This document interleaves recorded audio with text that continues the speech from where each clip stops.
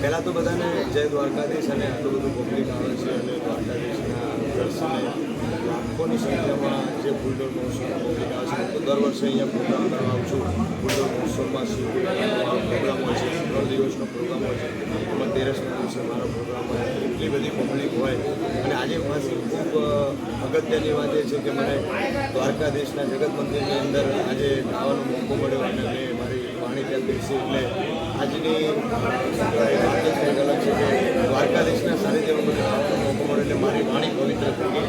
અને દ્વારકાધીશના દર્શને આવેલા તમામ ભાવિ ભક્તોની દ્વારકાધીશ બધાની મનોકામના પૂર્ણ કરે અને બધાની જે પણ મનની આશ હોય એ દ્વારકાધીશ બધાને પૂર્ણ કરે. એટલે માંગો 20 આપે 30 જય દ્વારકાધીશ.